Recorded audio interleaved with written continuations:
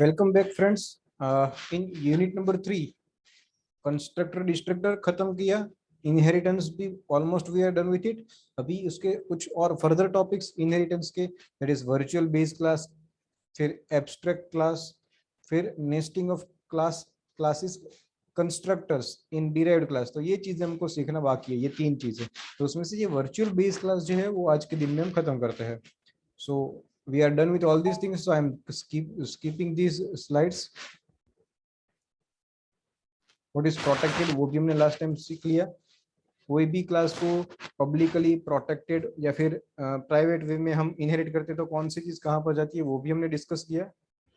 Now we shall discuss what is virtual base class. Okay friends, ये बहुत सारी theory है, लेकिन प्रैक्टिकल इंप्लीमेंटेशन से आपको सारी चीजें बहुत अच्छे से क्लियर हो जाएगी कि वर्चुअल बेस क्लास क्या है और उसकी जरूरत एक्चुअली में हमको क्यों पड़ती है। Let me read the theory first. Virtual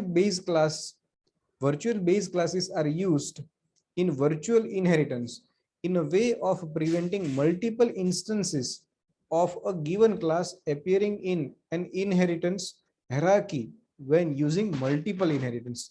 simple मतलब क्या है दोस्तों इसका, कि कोई एक क्लास है जिसके अंदर से मैं दो दूसरे क्लास इनहेरिट कर रहा हूं और वो दो दूसरे क्लास किसी और क्लास के अंदर जा रहा है। तो चलो मैं आपको नेक्स्ट स्लाइड में फिगर के साथ समझाता हूं तो आपको आसानी से समझ में आएगा। फिर ये जो डेफिनेशन है इसको हम वापस से डिस्कस करेंगे। ओके, वर्चुअल बेस क्लास जो है ना वो इस एग्जांपल से हम बहुत अच्छे से समझ सकते हैं, बहुत easily. When we need virtual base class, जो ऊपर, चलो ये पॉइंट्स बाद में डिस्कस करते हैं। ये जो है ना ये क्या लिखा हुआ है ये यहाँ पर डिस्कस करते हैं। यहाँ पर फॉर एग्जाम्पल फ्रेंड्स मेरे पास एक क्लास ए है और क्लास ए में से बी और सी इन दोनों को मैं डिराइव करता हूँ। तो ए क्लास के अंदर ए बी सी डी कोई वेरिएबल है या फिर एक्स वाई जेड जो भी वेरिएबल है, ठीक है, वो आएंगे बी के अंदर और सी दोनों के पास ए की एक कॉपी आ जाएगी। फिर क्या होता है फर्दर, कोई एक नया क्लास में बनाता हूँ डी जिसके अंदर मैं बी को भी इनहेरिट करता हूँ और सी को भी इनहेरिट करता हूँ।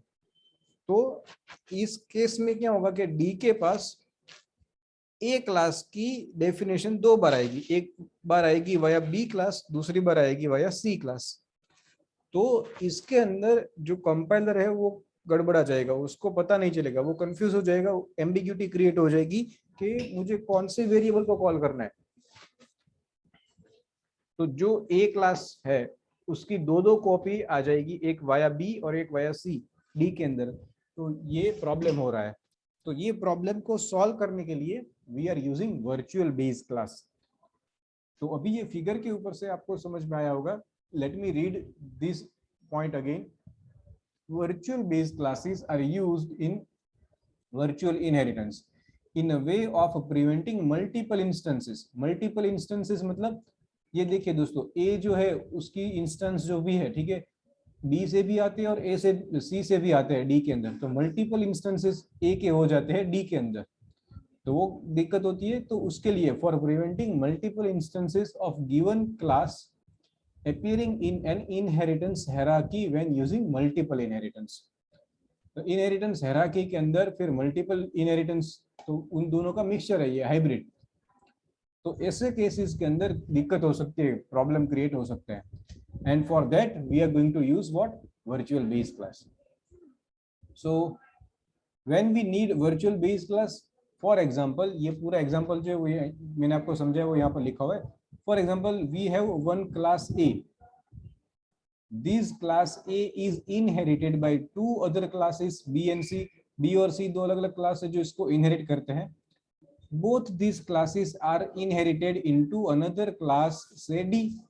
तो देखिए दोस्तों D क्लास जो है वो B और C को इनहेरिट कर रहा है। अभी ऐसी सिचुएशन जब अराइज होगी, at that time we need virtual base class. Data members और member functions of class A. Friends class A के अंदर हमको मालूम है कौन कौन सी चीजें इनहेरिट हो सकती है और कौन सी नहीं हो सकती है। ए क्लास के पास 3 ऑप्शन है, पब्लिक, प्राइवेट, प्रोटेक्टेड। तो जो चीजें पब्लिकली या प्रोटेक्टेड वे में होगी वो ए क्लास से आगे बढ़ सकती है, बी में भी जा सकती है, सी में भी जा सकती है, या कोई भी क्लास डिराइव करता है ए को उसके अंदर वो सारी चीजें जाएगी, पब्लिक और प्रोटेक्टेड में जो भी अवेलेबल है वो। ओके, तो ये पॉइंट ये बोल रहा है कि डेटा मेंबर्स और member functions of class A are inherited twice to class D. Class D के पास 2 बार आएंगे, 2 अलग अलग कॉपीज आएगी, one through B and second through सी।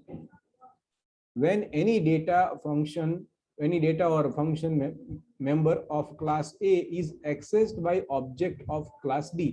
अभी हमको मालूम है कि हमने ऐसे प्रोग्राम्स करके देखे हैं कि क्लास ए के अंदर एक्स वाई वेरिएबल है, और वाई जो है वो पब्लिकली अवेलेबल है, और बी के अंदर हम उसको इनहेरिट करते हैं। भले ही बी क्लास के अंदर हमारे पास वेरिएबल वाई नहीं है, बट देन ऑल्सो उसका ऑब्जेक्ट बना के उसके साथ हम उसको एक्सेस कर सकते हैं। तो ये वही पॉइंट बोल रहे हैं दोस्तों कि क्या होगा व्हेन जब क्लास ए के जितने भी फंक्शंस या मेंबर्स है वो डी क्लास का ऑब्जेक्ट कॉल करेगा, तो क्या होगा, डी क्लास को क्या सोचना है कि बी के जरिए मुझे ए को एक्सेस करना है या फिर सी के जरिए मुझे ए को एक्सेस करना है। Ambiguity arises, that is why data और function member would be called. तो ये एम्बिग्यूटी ये क्रिएट करेगा, किसको, कौन से डेटा मेंबर को फंक्शन को कॉल करना है, फ्रॉम बी और from C. This confuse compiler and it create errors, error display आपको होगी।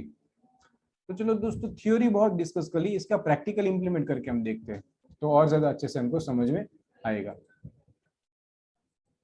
ओके, यहाँ पर फ्रेंड्स एक प्रोग्राम बना के रखा हुआ है, उसको हम डिस्कस करते हैं। I do have class A, class B, class C and class D. तो वो जो फिगर में दिखाया हुआ है,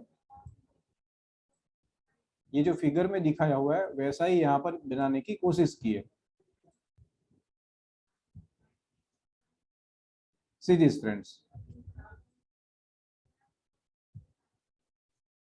ये जो है ए बी सी और डी, तो क्लास ए है जिसके अंदर पब्लिकली एक वेरिएबल लिया हुआ है जिसका नाम है var1। फिर क्लास बी और क्लास सी, तो देखो यहाँ पर क्लास बी है जिसने ए को पब्लिकली इनहेरिट किया हुआ है, क्लास सी भी है जिसने ए को पब्लिकली इनहेरिट किया हुआ है, और दोनों क्लासेस के पास अपने अपने खुद के एक एक वेरिएबल है पब्लिक डोमेन में। बी क्लास में है वेरिएबल 2, सी क्लास में है वेरिएबल 3। फिर आगे बढ़ते हैं, ये डी क्लास का बारी आई। तो डी क्लास ने पब्लिकली इनहेरिट किया हुआ है बी और सी दोनों को, जैसे यहाँ पर फिगर में हम देख रहे हैं वो, और डी क्लास के पास भी खुद का एक वेरिएबल है पब्लिक डोमेन में अवेलेबल जिसका नाम है वेरिएबल 4। फ्रेंड्स, ये सारे पब्लिक डोमेन में इसलिए रखे हुए ताकि हम उसको वॉइड मेन में से एक्सेस कर सके और चेक कर सके, हम जो बोल रहे हैं वो प्रॉब्लम जो है वो अच्छे से चेक कर सके। ओके, नाउ ए क्लास में जो इंफॉर्मेशन है पब्लिकली है, यहाँ उसको पब्लिकली डिराइव कर रहे हैं, तो यहाँ पर चीजें आ गई। Variable 1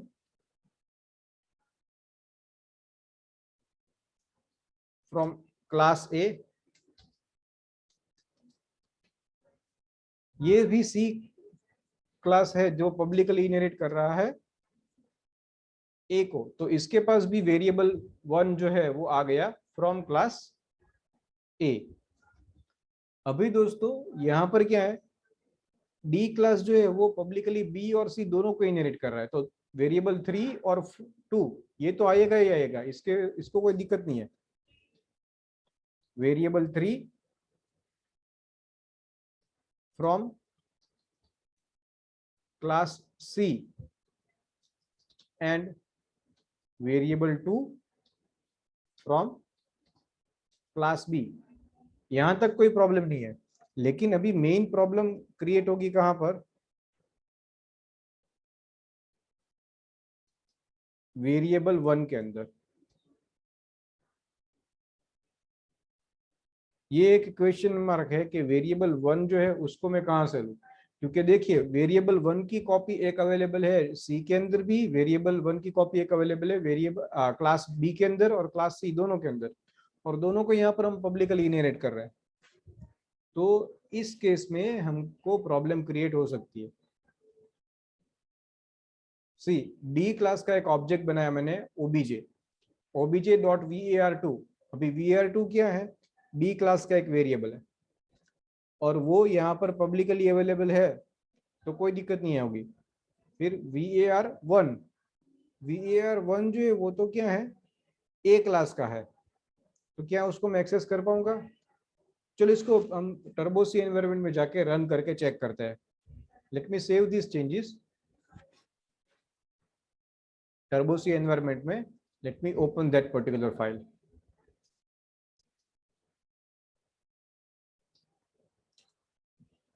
inheritance program number 5। Okay, class A variable 1, class B variable 2 and so on, ये सारी चीजें हमने डिस्कस की। अभी यहाँ पर पहले वेरिएबल 2 एक्सेस होता है, वेरिएबल 3 एक्सेस होता है, और ऑब्जेक्ट के जरिए वेरिएबल 4 वो तो खुद का ही है डी क्लास का, पब्लिक डोमेन में तो वो भी एक्सेस होगा, उसके अंदर हम स्टोर करते हैं से 35। Let me simply press F9। तो दोस्तों कोई कुछ एरर नहीं है, ठीक है, सारे हम एक्सेस कर सकते हैं, कोई दिक्कत नहीं है। लेकिन जैसे ही मैं वेरिएबल 1 को एक्सेस करने के लिए जाऊंगा जो कि क्लास ए में है, उस वक्त पर क्या होता है चलो चेक करते हैं। मैं यहाँ पर लगता हूँ obj.var1 is equal to 25 and let me simply press F9। देखो दोस्तों एक एरर आ गई। ये एरर क्या बोल रही है? मेंबर इज एम्बिग्यूअस, मतलब वेरिएबल ए जो है वो डी क्लास के पास दो रास्तों से आ रहा है, तो किस रास्तों से ले, ये एम्बिग्यूटी है उसके पास, तो इसलिए ये आगे नहीं बढ़ सकता है। तो इसका एक सीधा सिंपल रास्ता क्या है, हम वर्चुअल बेस क्लास बनाएंगे, मतलब जो भी एक मेन क्लास ऊपर वाला ए क्लास है उसको हम बी और सी दोनों के अंदर वर्चुअली इनहेरिट करेंगे। तो इसका नाम यहाँ पर हमको सिर्फ और एक कीवर्ड ऐड कर देना है, वर्चुअल, दैट्स ऑल। यहाँ पर भी अभी मैं F9 की प्रेस करता हूँ और चेक करते हैं। See friends, there is no error, now I can access variable 1, बहुत इजीली मैं हैंडल कर सकता हूँ, एक्सेस कर सकता हूँ। तो ये जो एरर है वो अभी नहीं है।